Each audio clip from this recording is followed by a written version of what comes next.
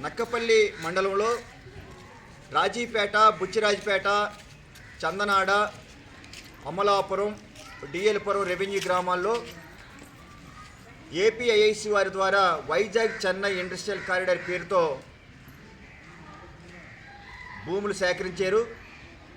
ఆ భూముల్లో ఇప్పటికీ సుమారుగా 1200 ఎకరాలు బల్క్ డ్రగ్స్ కంపెనీలకి, 2200 ఎకరాలు ఆర్సెలర్ మిట్టల్ నిప్పన్ స్టీల్ ప్లాంట్కి కేటాయింపు చేయడం జరిగింది. ఇక్కడ బల్క్ డ్రగ్స్ కంపెనీలు ఏర్పాటు చేయొద్దని చెప్పి మొదటి నుంచి మత్స్యకారులు, ఇతర గ్రామాల ప్రజానీకం అందరం కూడా తీవ్రంగా వ్యతిరేకించడం జరుగుతూ ఉంది. 2025 జనవరి 8వ తేదీన స్వయాన దేశ ప్రధానమంత్రి గారు, రాష్ట్ర ముఖ్యమంత్రి గారు విశాఖపట్నంలో ఇక్కడ ఏర్పాటు చేసే బల్క్ డ్రగ్స్కి సంబంధించి వర్చువల్గా ఇనాగ్రేషన్ చేశారు. ఆ రోజు ఈ భూసేకరణ గ్రామాల్లో రైతులు, కూలీలు, అలాగే ముఖ్యంగా రాజీపేట గ్రామంలో ఉన్నటువంటి వందలాది మంది మత్స్యకారులు పెద్ద ఎత్తున నిరసన తెలియజేయడం జరిగింది. ఈ రాజీపేటలో పెద్ద ఎత్తున ఘర్షణ జరిగింది. ఎందుకంటే ఇప్పటికే ఉన్నటువంటి హెట్రో డ్రగ్స్ కంపెనీ కారణంగానే మేము జీవనోపాధి కోల్పోతూ ఉన్నాం.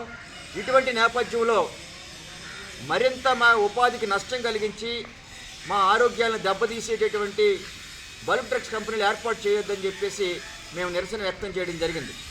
అయినప్పటికీ కూడా రాష్ట్ర ప్రభుత్వం ఇక్కడ మత్స్యకారుల యొక్క మనోభావాలు కానీ, మత్స్యకారుల యొక్క నిరసన కానీ పరిగణలోకి తీసుకోకుండా ఆగస్టు 6వ తేదీన నక్కపల్లి తహసీల్దార్ కార్యాలయం వద్ద బల్క్ డ్రగ్స్ కంపెనీల ఏర్పాటు కోసం ప్రజాభిప్రాయ సేకరణ నిర్వహించడానికి సిద్ధపడుతున్నారు.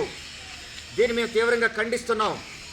వెంటనే ఆగస్టు 6వ తేదీన జరపతలబట్టే బల్క్ డ్రగ్స్ ప్రజాభిప్రాయ సేకరణ రద్దు చేయాలని చెప్పి ఈ సందర్భంగా డిమాండ్ చేస్తూ ఉన్నాం. ఇటీవల కాలంలో రాష్ట్ర హోంమంత్రి గారు స్వయంగా ఈ గ్రామాన్ని పర్యటనకు వచ్చారు. ఈ సందర్భంగా గ్రామంలో ఉన్నటువంటి మత్స్యకారులందరూ కూడా ఆమెను అడిగారు, మా ప్రాంతంలో బల్క్ డ్రగ్స్ కంపెనీలు ఏర్పాటు చేయొద్దు, ఇప్పటికే ఏర్పాటు చేసిన కంపెనీల వల్ల మేము ఉపాధి కోల్పోయి, వలసలు పోయి, అనేక రకాల అనారోగ్యాలు బారిన పడి, క్యాన్సర్ వ్యాధిని బారిన పడి అనేక మంది మరణించారు. లక్షల రూపాయలు అప్పులు చేసి ఆసుపత్రికి వెళ్ళినా మనిషి ప్రాణాలు దక్కట్లేదు.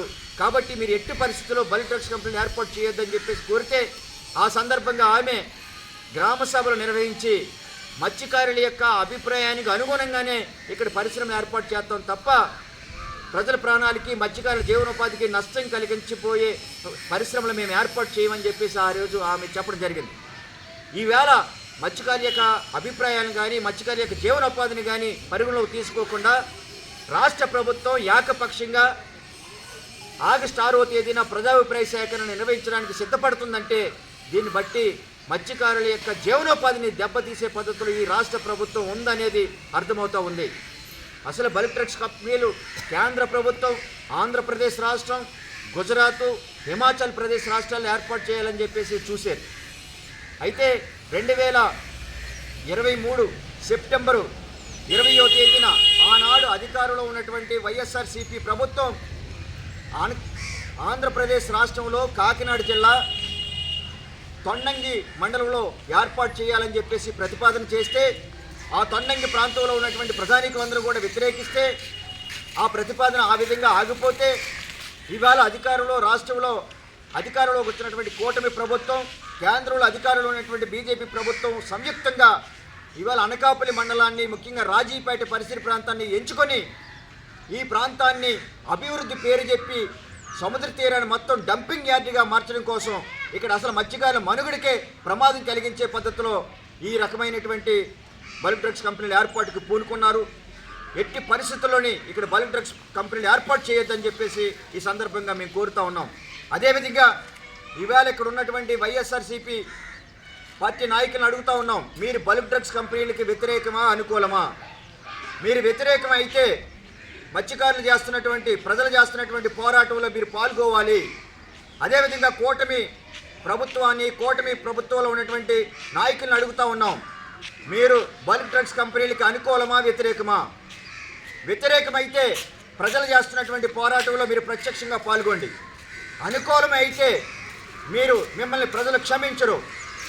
మీరు ఈ జరగబోయేటటువంటి నష్టానికి, మత్స్యకారుల ఉపాధికి జరిగేటటువంటి నష్టానికి, మత్స్యకారుల ప్రాణాలకి మీరు గ్యారంటీ ఇవ్వాలి. మీరు గ్రామాల్లో గ్రామ సభలు పెట్టండి, మత్స్యకారుల యొక్క అభిప్రాయాలు తీసుకోండి. ఆ విధంగా మీరు మీ వైఖరి ప్రకటించాలని చెప్పేసి ఈరోజు మేము కోరుతా ఉన్నాం. లేని పక్షంలో ప్రజలందరినీ కూడా సమీకరించి పెద్ద ఎత్తున పోరాటం చేస్తామని చెప్పేసి ఈ సందర్భంగా తెలియజేస్తూ ఉన్నాం.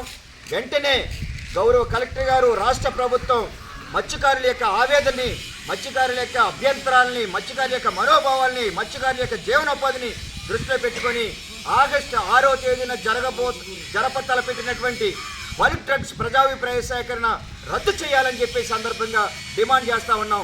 లేని పక్షంలో ఆ రోజు ప్రజాభిప్రాయ సేకరణ అడ్డుకుంటామని చెప్పేసి తెలియజేస్తూ ఉన్నాం.